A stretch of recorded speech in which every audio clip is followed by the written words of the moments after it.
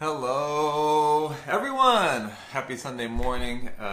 If you've been able to join me before, this is your Sunday message. And so, why do I do this? Well, a lot of us now have moved on from where we grew up. We don't necessarily live around our family anymore, and we probably had some place, like a church or organization that we went with our family, to grow, to connect. This is really from a spiritual perspective, but also have a community of people that we really could be around and trust, and we know that supports us, right? And so we may not, a lot of us don't have that anymore, or we just don't resonate with a particular organization or church anymore, and are really passionate about really discovering and diving down into discovering what life is really about. Who are we? Why are we here? Is there something beyond the physical? What is this spiritual thing? What is this thing called God? How do I connect to that, right? All those questions. And ultimately, why do we ask these questions? Because it is about fulfillment. And I think really life is about experiences. And the ultimate one is really an experience of fulfillment. So I want to just chat. Let's have a discussion. Let's really discover this together on what it is that actually allows us to feel fulfilled or live a fulfilled life, which is really what I titled this. So if you could stay with me here, I'm going to go on a boating analogy. I'm not a boater, but I have an analogy that I really think pertains to how to live a fulfilled life and what are the keys to actually being able to live that kind of fulfilled life. So here we go. Let's imagine that you're on a boat, and I think of like a sailboat or like an old fishing sailboat. And so if you go out in a sailboat with no particular intention, and then a storm comes in, what happens? Now you have waves that are starting to get bigger. They're starting to rock your boat. You have winds that are starting to blow, and they may be blowing from all different places, and they may be tumultuous, which is a word that Jocelyn used this past week. So what happens? Now it's like things seem chaotic. Your boat is going back and forth. You're going in some direction that you're not even really sure if it's north, south, east, west. Where am I headed? Oh, I feel like I'm lost, right? And then the storm clears and you end up just barely making it to some island, and you're like, whoo, I'm alive at least, right? So let me make do with where I landed. This place has trees or has particular food, and you're just going to survive, right? That's one way to live life. Like things that happen to you, you're out to survive. They cause chaos, they cause turmoil, and if you can make it to a place where you feel safe and secure, man, that's good.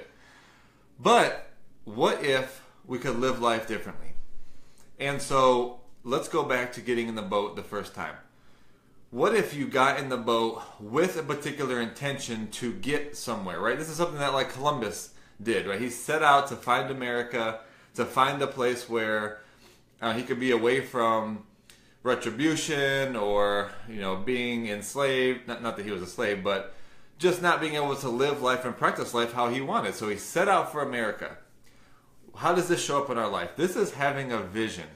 When you have a particular vision for your life, you set on a course and you know that that's where you're headed. This to me is connecting to spirit. This is connecting to God. When you just sit in silence, sometimes that's what it takes, and you really get clear to those messages, to that guidance, to that feeling of this is what I'm here for.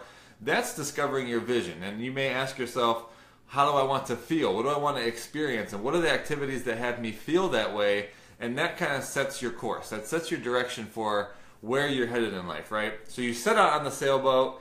You're Columbus. You're going to America, right? You have a vision for what you're here for. Now what happens? Now when the storms come, the waves get bigger, the winds blow, and for the person that would have felt chaotic, for you can actually, for all of us, the winds and the waves, if we know where we're headed, can be used to even get us there faster. You can actually use a wind that would have toppled someone else's boat or set them on a course from some island that when they landed on, they say, oh man, I survived, to actually get you to, if you're Columbus, America faster than you had anticipated.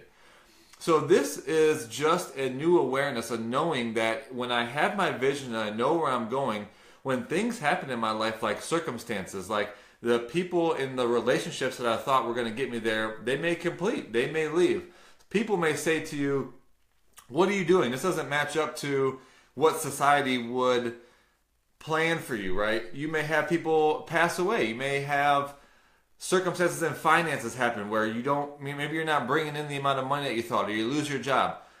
Those can either be times of the waves crashing on you and you trying to just survive and get to a land, or they can be seen and used as, this is exactly what I needed to get me to where my vision was heading. This can get me, these can be the winds and the waves to get me to America, where I know this is where I'm meant to be. Now, what would your experience be of a storm, knowing that you can use that to get you to a place faster?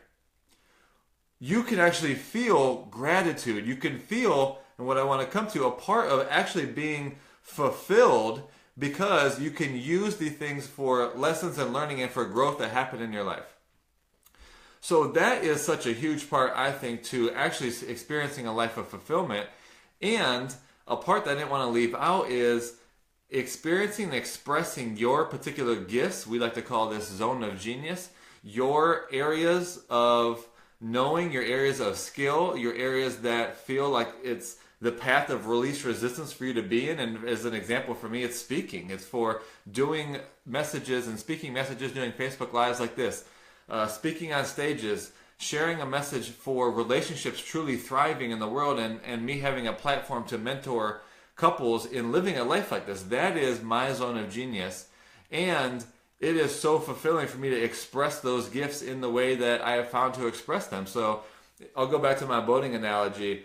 If you are someone that your gift is to set the sail, or to man the rudder, or to man, I don't even know the terms, man the big wheels, then while the storm is happening, while the winds and the waves are coming, you actually get to go out there and say, these are going to be lessons, these are going to get us to America faster, and I get to express my gift on this ship to set the sail or to move the rudder, and I get to be fulfilled, and I am actually doing and experiencing and being who I'm meant to be in this life. That is an amazing part of experiencing true fulfillment in life.